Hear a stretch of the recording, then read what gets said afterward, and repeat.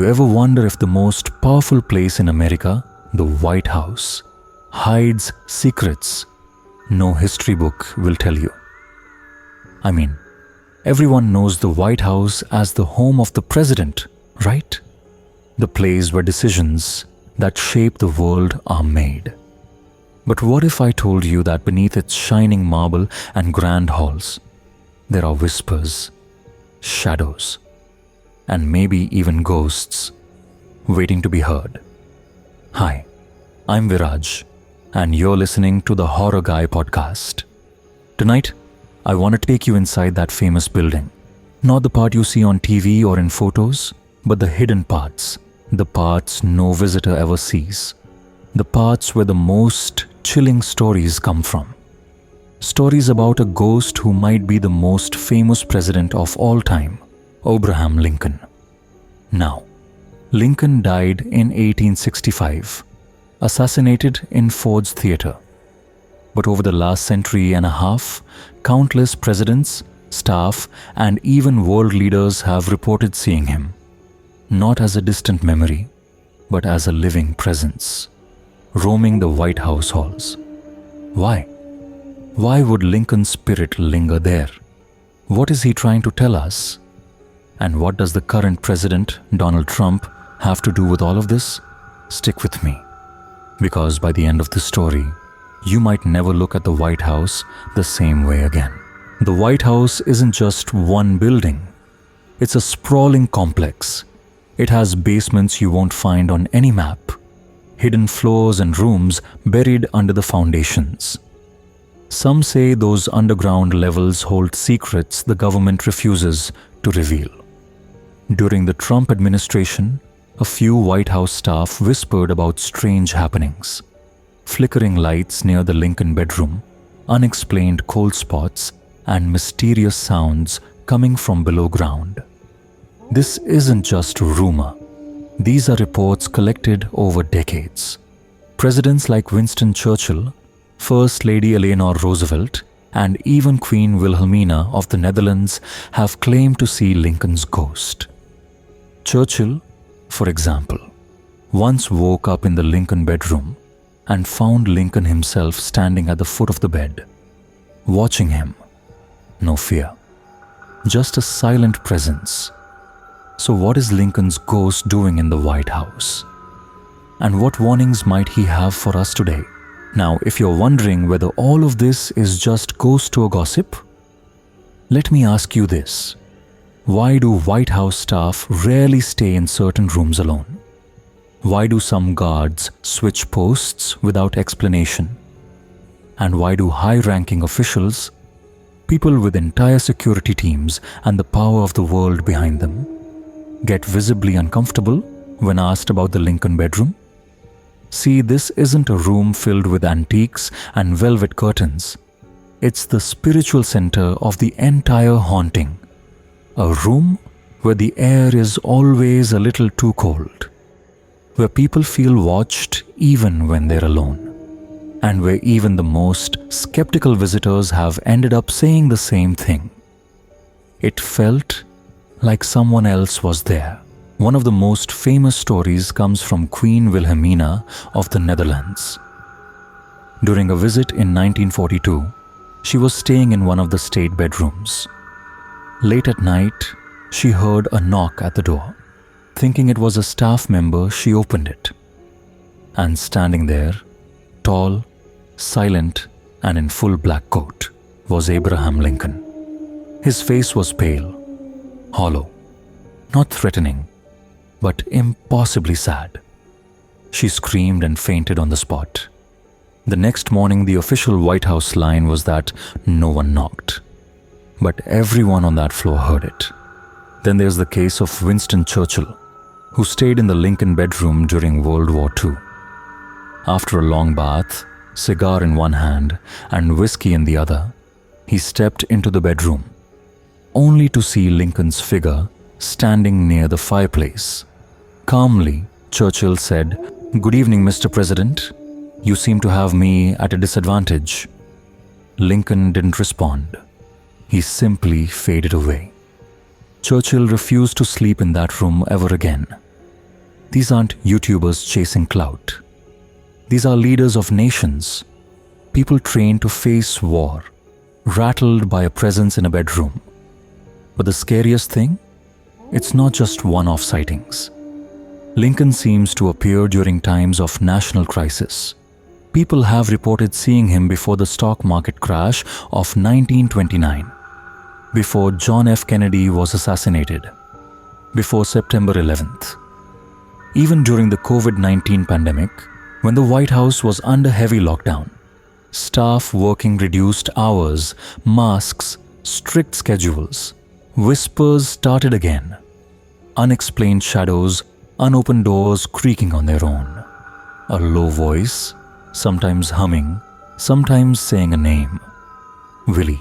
If you're not familiar, Willie Lincoln was Abraham Lincoln's son.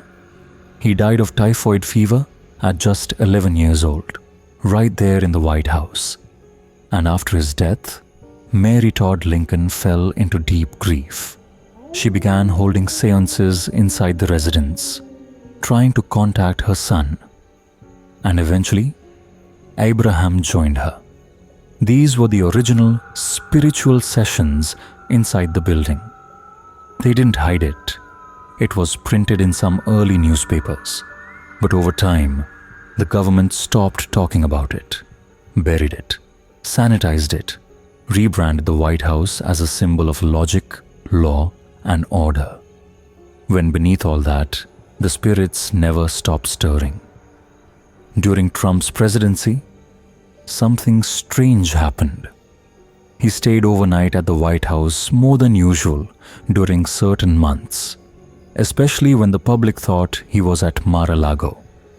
According to two unnamed maintenance staff, quoted in a leaked internal email, Trump was increasingly paranoid during those stays. He had new locks installed on bedroom doors, extra lighting placed in the West Wing hallways. One staffer claimed he once heard Trump muttering to himself late at night, pacing in his bedroom, "Why won't they tell me who's walking upstairs?" This wasn't paranoia about the press or protesters or foreign threats. This was something inside the building, something Trump couldn't control. You see, the White House doesn't just sit on ground level. Beneath the famous building lie multiple floors, 5 sub-basements, according to some former construction contractors and anonymous security personnel. But if you try to look them up on official blueprints, you'll find nothing. The first 2 basement levels are acknowledged publicly. The rest, denied, redacted, or simply missing.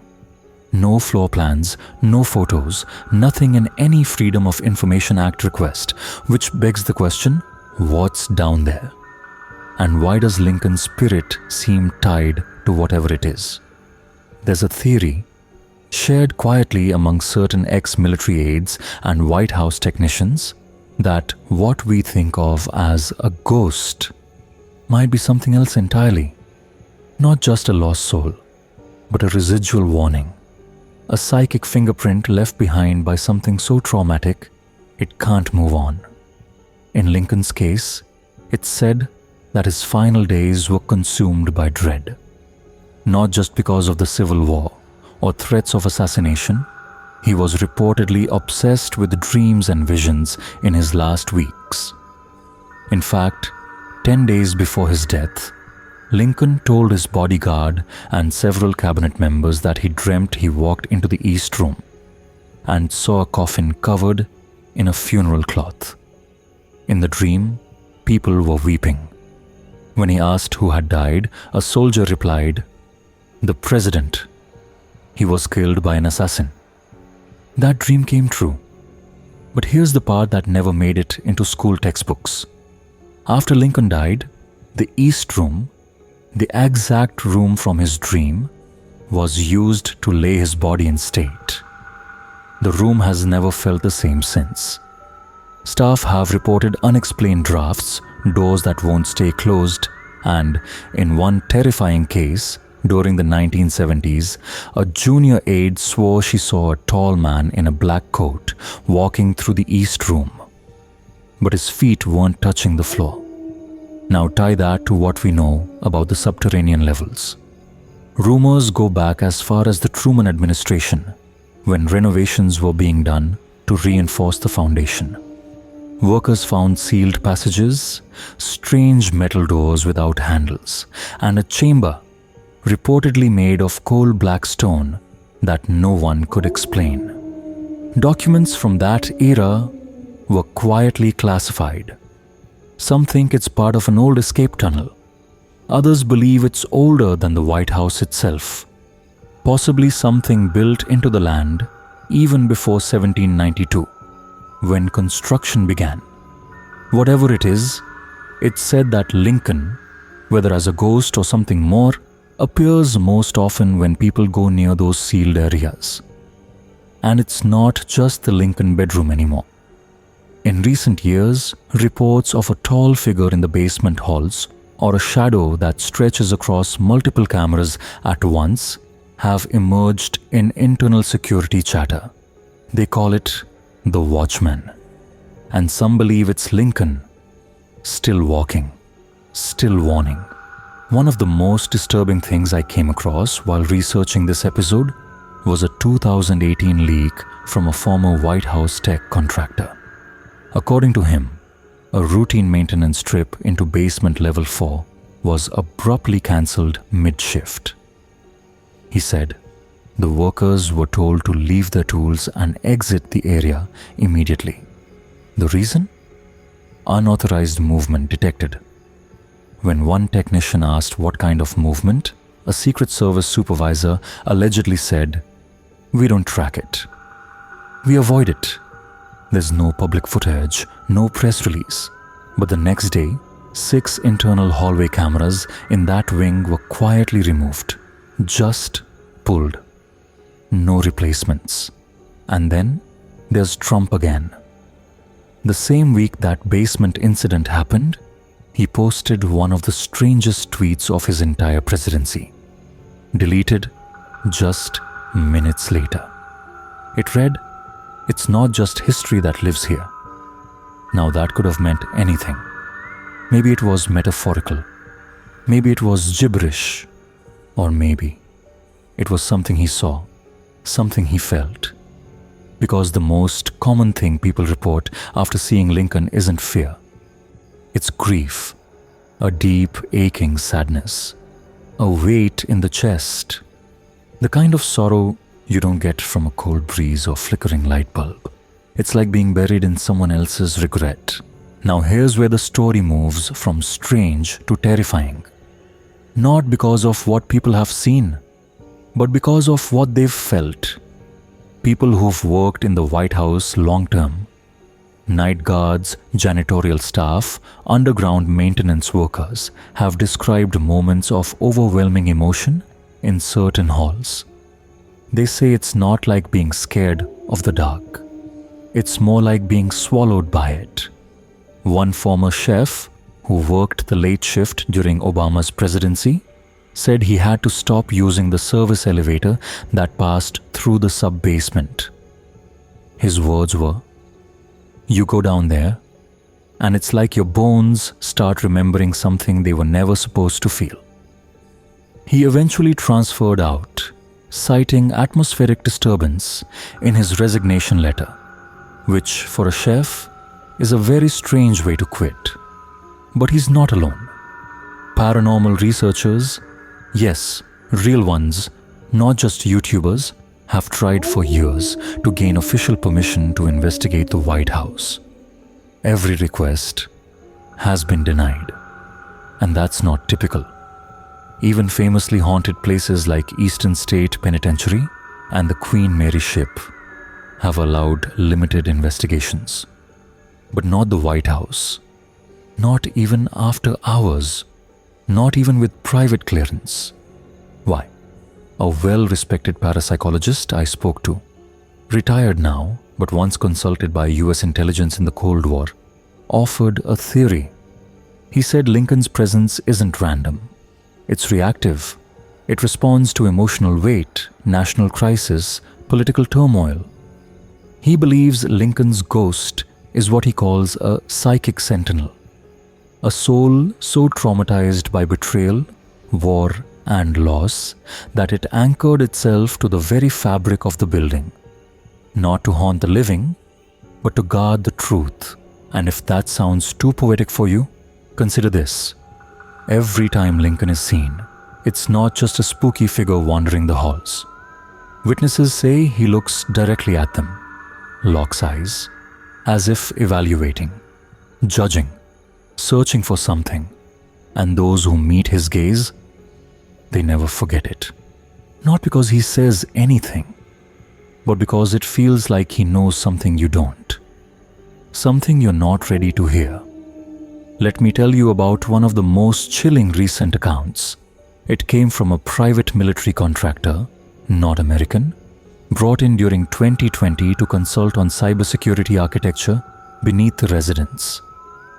According to his anonymized interview, his team was given access to level B3, which doesn't appear on any civilian diagram. The walls were lined with sensors and lead sheeting. No windows, no echoes. A hallway leading to a room simply labeled South Archive. When he reached the door, he said the temperature dropped instantly. His nose started bleeding, his earpiece filled with static. Then, from inside the room, he heard footsteps, measured, heavy, and a voice, male, calm, deep. He said the voice asked just one question. Is it still broken? No one else on the team heard it. Not on comms, not in person. He told his superior. 2 hours later, he was escorted out of the facility and flown home. No explanation. Contract terminated. The NDA he signed reportedly used language not from civilian law, but military-level containment codes. Now we can argue whether that man hallucinated or made it up. But if you believe even half of what's been documented over the years, the seances, the sightings, the reactions from leaders like Churchill and Trump, the question isn't, is the White House haunted? It's, what truth is the ghost of Abraham Lincoln still trying to reveal? Because ghosts don't just wander, they linger for a reason. And Lincoln? He was a man who died in a theater, but whose spirit returned to a house. Not his house, but the people's house. The house where he once held a broken nation together. And maybe still tries to. So now we're left with a figure, a ghost, that even death couldn't quiet. A president who saw the country he fought to keep together split by violence, betrayal, and tragedy. And then, even in death, found no peace. The White House is more than a symbol of leadership. It's a place layered with intentions, secrets, and grief. You can polish the floors, repaint the walls, change who sits behind the desk. But you can't bury energy, especially not his, especially not when it keeps resurfacing. And what's haunting isn't just the ghost itself, it's how those in power respond to it. Because behind every encounter, behind every shuttered security feed, every redacted hallway, every vague excuse, there's a decision being made to hide something, to suppress what people saw, to silence what can't be explained. Why do you think no paranormal investigators are allowed inside? Why are staff accounts wiped from internal logs? Why are security guards rotated every few weeks with no option to get comfortable in one wing too long? There's a pattern here. Lincoln appears not during peace, but during pressure, corruption, upheaval, division, as if he's warning us again and again that history, if left unhealed, will rot, that the cost of lies isn't just in policy of war, but in what lingers in the air after the speeches end. Now, I'm not saying Abraham Lincoln is walking around the basement of the White House like a character out of a horror film. What I am saying, and what story after story seems to confirm, is that something tied to him has fused with that place. Some fragment of his will, his fear, his final thoughts, maybe even his unfinished purpose. And it's trying to speak. Think about this. Every time Lincoln's ghost is seen, it's never random. It's targeted, controlled, observant, like a man looking into a mirror that doesn't reflect him, but all the faces that came after. And if you still believe it's just superstition, ask yourself this: why was Donald Trump, the most defiant, media-obsessed president in modern history, suddenly silent when asked about the Lincoln bedroom in a 2020 interview? The reporter asked if he'd ever stayed there. Trump paused, blinked, then simply said, "I don't go near it." No explanation, no sarcasm, just silence. For a man who rarely misses a punchline, that pause said more than 1,000 tweets ever could. So what do I think? Honestly, I think Lincoln never left the White House because the work he died for was never finished. I think his ghost appears not to scare, but to warn about division, about corruption, about cycles that repeat. I think he watches presidents, not out of malice, but judgment, and maybe disappointment. And I think that somewhere, deep beneath those sealed basement levels, behind doors no one admits exist, behind security layers not even the Secret Service fully understands, there's something waiting, something Lincoln saw, or felt, or feared, and that's why he stayed. And you? Well, you've heard the stories now. You've followed the footsteps, stood in the hallway, stared into the silence. So tonight, when you close your eyes, ask yourself if the most powerful house in the world is haunted. What else is? What else are we not being told? And if you ever walk past the White House gates and you feel something, a cold breath, a prickle on your neck, a sadness you can't explain, don't look back. He might be watching. You've been listening to the Horror Guy podcast. I'm Viraj. If you like this story, share it with someone who still believes in history, or who thinks ghosts are just shadows. Maybe they are, or maybe they're reminders. Until next time, don't trust the silence, and don't ever ignore the ones still walking. Good night, and sleep carefully.